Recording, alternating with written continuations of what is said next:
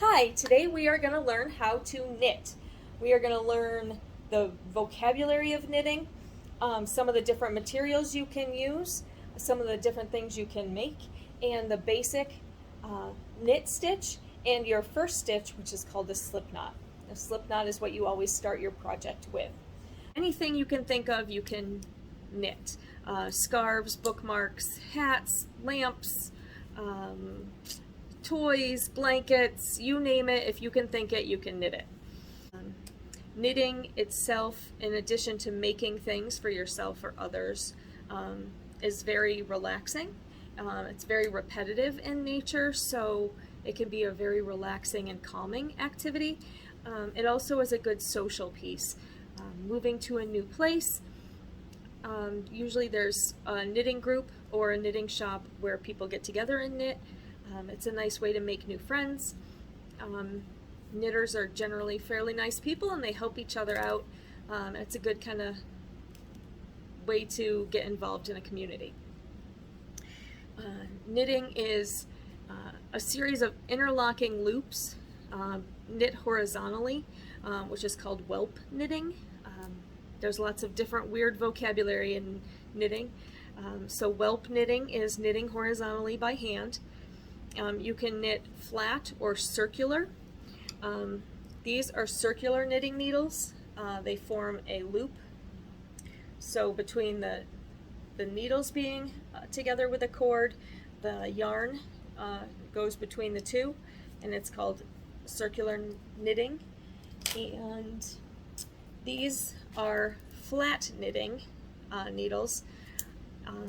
Knitting needles come in a variety of diameters, so the wider the knitting needle is, the larger your project will be, or the larger the gauge will be.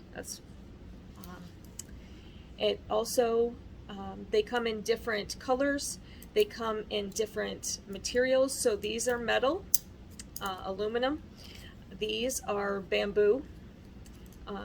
Metal ones are smoother, so your yarn doesn't stick as much. To start with, wood is kind of nice because it gives it a little extra grip. You can have brass, you can have square shaped needles, plastic. It's just your preference. The nice thing about circular needles is not only can you knit things in a circle, like a hat or sweater, but you can knit flat things. So these are good for both flat and circular projects. And if you drop a needle, it doesn't roll away because they're attached. So it makes it kind of nice. And it secures, you can secure your yarn a little bit easier and make larger projects on these. Wood, like these, they can be metal, plastic, brass. They can be made of any different kind of materials. Just to know, sometimes needles, like the different metals, have a different smell. I have a friend who cannot knit with brass needles because they warm up in her hand and she doesn't like the smell. So once you experiment with different kind of needles, then you find ones you really like. When they first come out of the package, they are very coiled up, and they can get in your way, especially cheaper needles. So if you heat them up in a little bit of warm water, they'll straighten out a little bit, and they won't get in your way as much. These are not as these are not as straight as they could be. I have not heated these up, so they kind of get all over the place. Yarns can be made out of silk, bamboo, cotton, wool, cashmere, angora, plastic, anything you can think of. They can make a strand out of, they can make a yarn out of. I have some here to show you. This is a skein. Skein is what you knit from. This is a wool, solid color, and that is a pretty small diameter of yarn there. Kind of a sport size gauge. They go by gauge and measure in diameter, just like the knitting needles measure in diameter. This is a worsted weight, is what it's called. So this is a skein. You can knit from this. You can buy this at any store. This is a hank. This you can buy usually at a knitting shop. This is a hank of silk yarn. It's a little bit flatter and shinier, very soft, but it's a little bit, it would slide off your needles. It's a little skinnier than the worsted weight yarn. This is what they call a variegated, so you can see the different colors that run through. It has been dyed different colors, so when you knit with this, it will become stripes or different color patterns. This is solid, so if you want it to be more than one color, you'd have to use more than one type of skein. You'd have to buy a different color. Here is a fatter yarn. This is an acrylic. Sometimes with your fatter yarns, they will split apart. The strands are not as tight, so you can sometimes get your needle kind of stuck in between the different threads, and it makes it more difficult to knit with.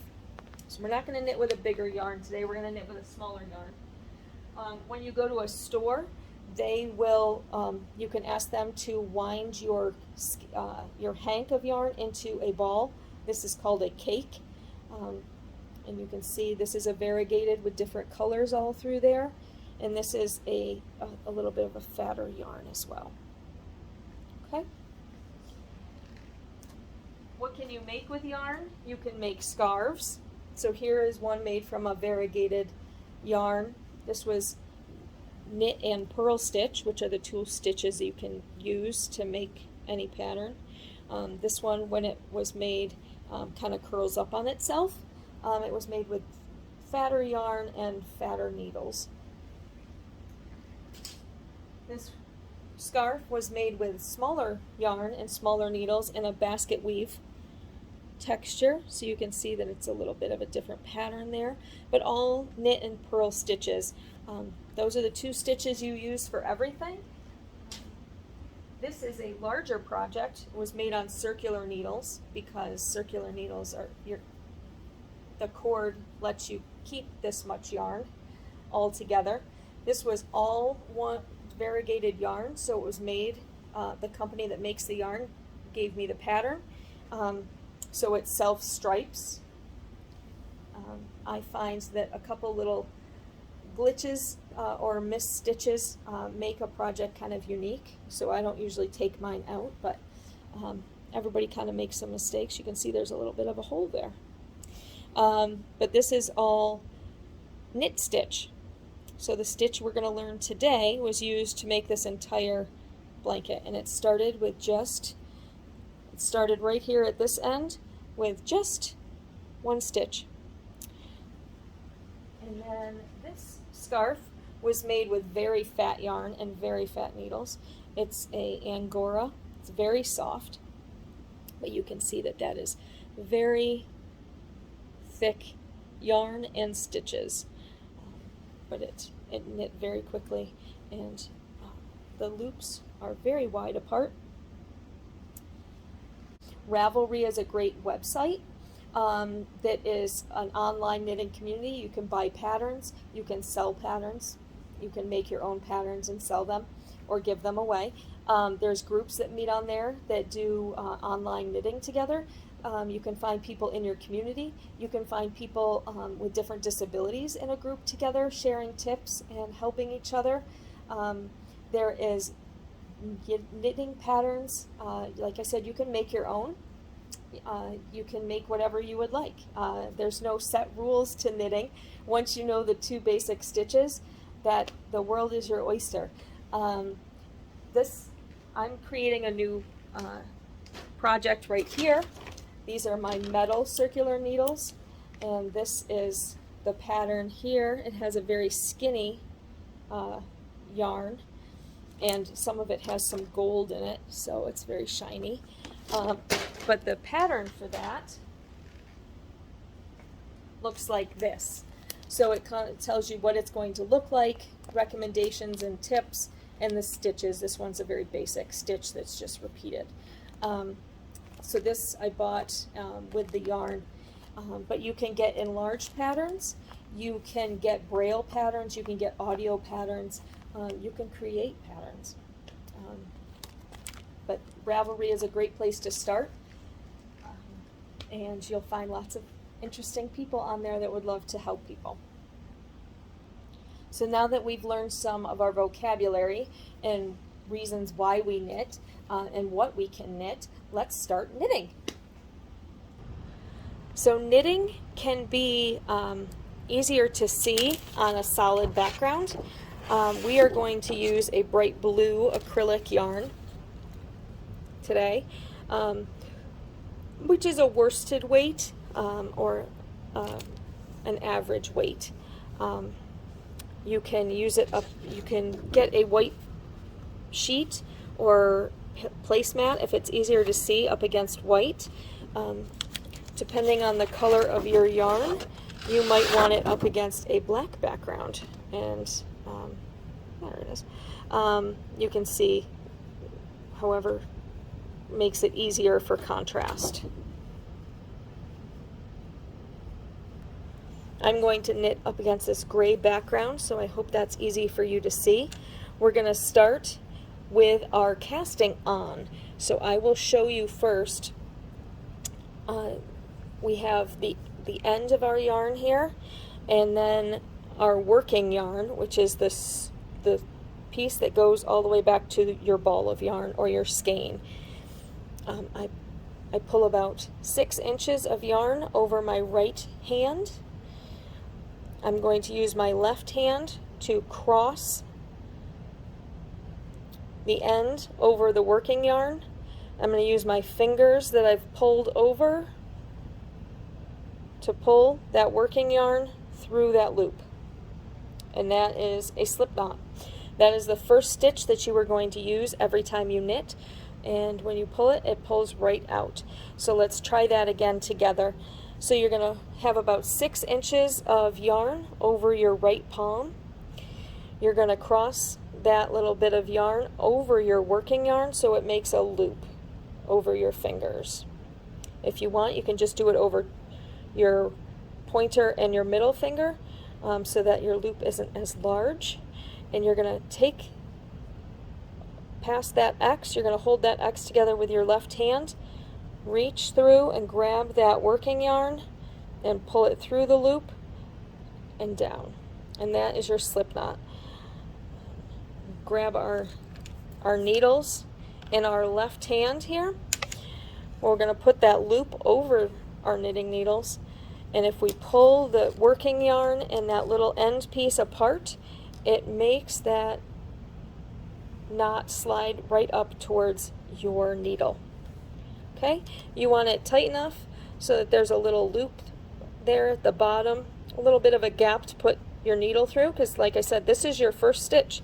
You have knitted your first stitch on there, so you want to be able to slide it on your needles. Okay, so let's cast on some more stitches. We're going to hold the needle in our right hand. We're going to take this little bit of yarn, that kind of the cut end. We ignore this. We don't do anything with this until our project is done at the very end. So in the beginning, when it's easy to get confused, I hold it with my ring and my pinky finger up against the end of the needle and the cord. Okay? So when we knit, we're kind of holding yarn with our back 2 fingers, and we're going to be using our thumb and ring finger usually, and the top inch of the needle. Okay? But right now we're going to cast on 10 stitches. And how we're going to do that is we are just going to loop them onto the needle. So we're going to take our left fingers, our pointer and our middle finger, we're going to put it on the working yarn right behind it, and we're going to pull towards ourselves and up and over the yarn again so it makes a loop. Okay? So we're going to pull it forward, and we're going to kind of go around our fingers. Okay? So let's do it together. Forward and around our fingers, making a loop. And you're going to take your needle, you're going to put it in the loop there, and then pull. So now you have 2 stitches on your right hand needle. We're going to do it again. Around to make that loop, slide your needle through and pull. And there's your 3rd stitch. Okay? And like I said, you want them close You want your loops to be close to the needle, but a little bit of room so you can use your needle in there to knit in a moment. Okay, let's do 10. So we'll do 3 more. So pull towards you, around, that's 4, 5, 6, around your fingers through the hole, pull it, 7, around your fingers through the hole, that's 8, around your fingers through the hole, that's 9, around your fingers through the hole, that is 10. So now we have 10 stitches, and how you count your stitches is what is on the needle. 1, 2, 3, 4, 5, 6, 7, 8, 9, 10. You are ready to knit. So now we have 10 stitches on our needle. We're going to take our needle and move it into our left hand, and this is how we are going to work our yarn now that we have cast it on. So again, we're going to take our ring finger and our pinky finger, we're going to hold that cut end. There's our cut end. We're going to hold that back against the needle and our cord, get it out of our way. Here's our working yarn, and we're going to now use 2 needles. So we're going to go down and grab our other needle. You're going to grab your working yarn with your ring and your pinky finger, and I like to hold it against my palm loosely because you want to have it a little bit of tension. You want your loops to get to be the same size, so this helps you knit the same size loops so your project looks even. And you're going to use your thumb and your pointy finger in the top inch of your needles. So your yarn is behind your needles, holding it there. We're set. This is the position, okay? At first it might seem a little awkward, so you're going to hold the yarn, both the cut end and the working end, in your opposite hands with your pinky and ring finger, and you're going to hold the needles with your thumb and pointer finger, okay? And you can see that there's kind of tension on that working yarn, okay? Here I'll show you how to do a knit stitch. So you take your needle, and now that we've pulled it kind of tight, it's hard. So you want to, this is why we don't pull too tight, you make a little, so you put your needle in through the bottom of that loop, left to right, and you're making an X with the needles in that loop that's on there, okay? And then I kind of hold that X together with my thumb and my pinky finger, or my pointer finger on my left hand, and you're going to loop your working yarn. You're going to take it and go around left to right and bottom to top. So you're making a loop around that back needle from your right hand side. And you're going to slide it through, back out that hole, and take it off of the needle. Okay? So now you have knit 1 stitch on your right and your 9 are over here. So let's do that together now. You go in through the bottom of the stitch, right? You see that little hole there? So you're going to go in left to right to make an X, and then take your yarn and go bottom to top around, and you're going to pull your needle back out through the hole, and you're going to slide the stitch off your left needle, and it goes to your right. So now you have 2. If you do, let's do 1 more. So you should have 1 because I did 1 without you. We're going to go through, around, back out through that hole, and off the needle. Okay, now there's a little rhyme that goes with this. So in through the front door, around the back, out through the window, and off jumps Jack. In through the front door, around the back, out through the window, off jumps Jack. In through the front door, around the back, off through the window, out through the window, off jumps Jack. In through the front door, around the back, out through the window, off jumps Jack. in through the front door, around the back, out through the window, off jumps Jack. In through the front door, around the back, left, you're going to go take it from the right, around to the left, from the bottom, up over the top, out through the window, and off, in, around, out, off. And you should have one more. Do that. In through the front door, around the back, out through the window, off jumps Jack. And now we have knitted our first row. So let's do it one more time. And we are going to move it to our left hand again. We're going to take that cut end and tuck it in our hand along the needle. We're going to hold the working yarn in our ring and pinky finger, and we're going to start with the yarn up here. So in through the stitch again. We'll do this all together. Around, out through the window, and back. Okay? And if you're feeling like it's not tight enough, you can kind of hold it and pull on your working yarn and make it a little tighter. Okay? In through the front, around the back, out through the window, off comes the stitch. In, around, out, off. In, around, out, off. In, around, out, off. In, around, out, off. In through the front door, around the back, out through the window, off jumps Jack. In through the front door, around the back, off through the window, off jumps Jack. In, around, out, off. In, around, out, and off. And now we are back over onto our right hand side, and we are started to see some rows forming. So that is how you knit. So we're just going to keep practicing. When you're done practicing, and if you want to take a break, a nice way to keep your stitches from falling off, they have little stoppers like this that you can put on the end of your needles, so it keeps the yarn from falling off.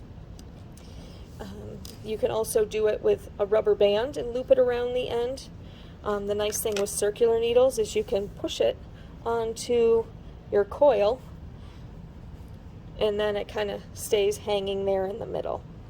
But you can put another stopper at the other end just to make sure that it doesn't come off and end up on the floor. But if you want to start again, or you dropped a stitch, if you've missed a stitch somewhere, one slid off your needles when you weren't looking, or you have an extra loop where it shouldn't be, then you can just take it all off and start again. And if you pull your working yarn gently, you can leave your slip knot back on there and just start again with your slip knot. So we've learned how to cast on your first slip knot stitch, how to cast on your first stitches, and how to knit. So all it is now is practicing, and next time we'll learn the purl stitch. And then that will be all of the stitches that you need to learn any different kind of pattern that you want. Okay? Thank you.